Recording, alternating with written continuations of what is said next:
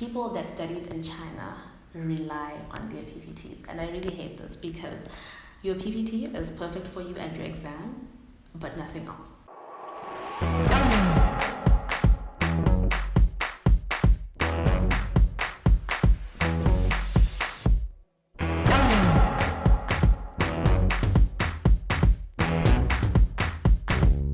Hi everyone, welcome back to my channel. I'm Natalie Caitlin and my channel name is TheStylishMed. In today's video, I'll be showing you guys my study essentials. That's the things I need with me when I study, the things I use when I study, and just my basic study setup. The first thing that's essential to me is that I study in an environment that is clean, quiet, no distractions. My brain will start looking for other things just to distract me from studying. So my room needs to be clean and my study space needs to be organized and tidy. So before I study, I make sure that my room is tidy, my desk is, cleaned out and things are organized properly. If you guys have followed me for a while now, you've probably seen my 2 desk revamp videos. I did one when I was in China and one while I was here in Botswana, where I just revamped my desk because it was too boring and I can't just sit at a boring space because then I easily get distracted and start looking at the wall.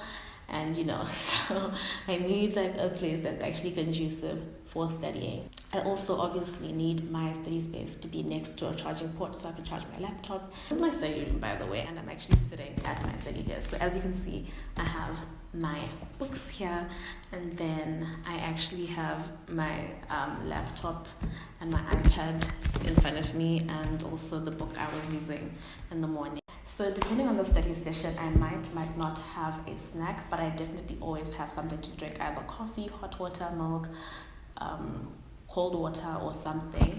In the mornings, like early mornings around 4 a.m, I do prefer to have coffee because that wakes me up and keeps me awake, and it just gives me, the feeling of, okay, it's time to be productive. And with my coffee, I prefer it really creamy. If I do study at a coffee shop, my order is always a cafe latte. If I'm making it at home, it's always my coffee with milk, and I froth the milk so that it's like nice and creamy and frothy, and then I put that on top and it looks really pretty.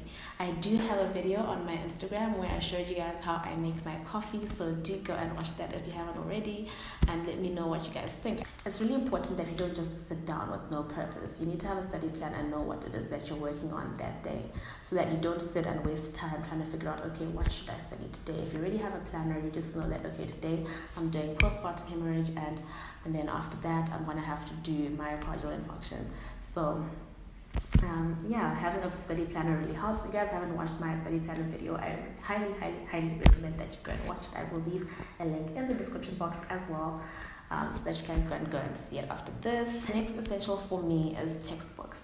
Now, people that studied in China rely on their PPTs, and I really hate this because your PPT is perfect for you and your exam, but nothing else.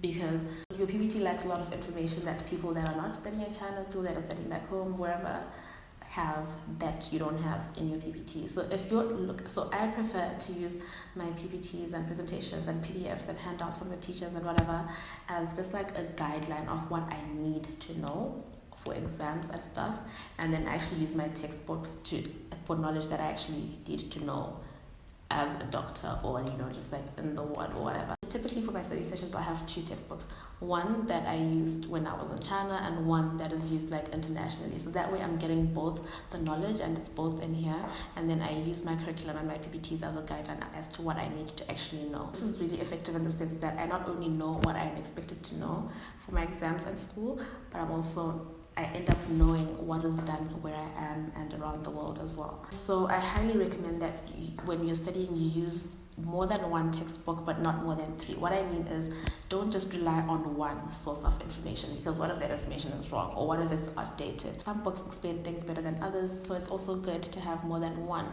so that if something isn't making sense to you in the one book, you can have the other one. But then it's also important not to have more than 3, because now it's just like information overload and nothing is actually sinking in. You're just overwhelmed by the information in front of you. A lot of people actually seem to think that I prefer to have like ebooks and soft copy versions of books rather than the actual textbooks, but that's actually not true. I actually prefer the hard copy book because I don't know, it just feels more. I just prefer to have hard copy books, to be honest, but because English books in China, like the original ones, are really expensive, and also because I was studying abroad, bringing back all those books would have been an additional cost for me. So I figured, why not buy an iPad and then use the books like on my iPad. The final thing with your books is like, one should be like long form text, what that is like, it really explains things, and then one should be like something just like light to read, to like summarize things and make things just sink in. Then the next thing is this book rack, which is actually holding my textbook right now.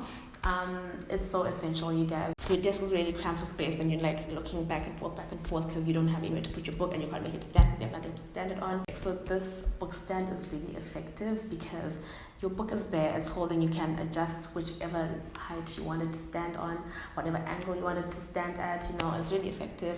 I did mention this book rack in one of my older school essentials videos, and I linked it there, so you can go and check that video out if you would like it. And then the next thing that's essential for me in my study sessions is like videos or quizzes or like case books, and you know, just kind of test style books, so I can, after my study session, if I'm done with the topic, I review the topic and read a summary, and then I'll do quizzes and read cases and stuff to see if what I was reading is actually in my head. Because I've said this before and I'll say it again, there is nothing more annoying than spending time reading something and then realizing that you actually were wasting your time because you don't remember anything. So if you do quizzes and short questions, long questions, multiple choice questions, cases, and analyze the cases, clinical vignettes and all that after your study session, you're more likely to retain the information, and because you're able to apply it, it makes sense in an actual practical setting. When it comes to my notes, a year and a bit ago I went digital. So what that means, everything is on my iPad basically. I have my iPad, and then on my iPad I have my planner,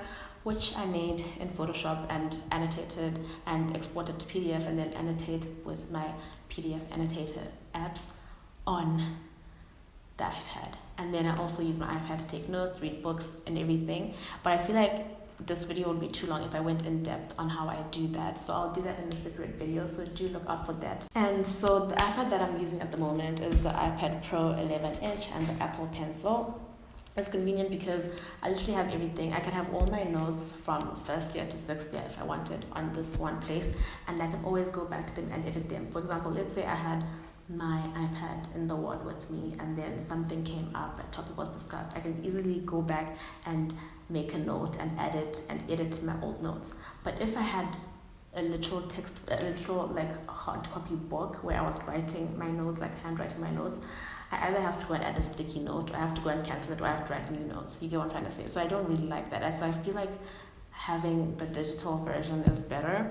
And then, so for my notes, in case you're wondering, I use Notability to take my notes, and I use GoodNotes for my planner. So then I have this candle that I always have on my desk. I only light this when I'm studying in like early mornings, like around 3-4 a.m. just for ambiance, nothing, no other reason. I just love candles. So these are my study essentials, you guys. I hope this helped those of you that were curious and wanted to know, and I hope you can gain 1 or 2 tips and essentials for me. Please let me know in the comment section what your essentials are. Maybe I might be able to gain something from you, or someone else in the comment section might learn from you. So I hope you guys enjoyed this video. Leave a like, leave a comment. Do go and watch all the other videos that I talked about in this one, and subscribe to my channel if you haven't already. I will see you in my next one. Bye.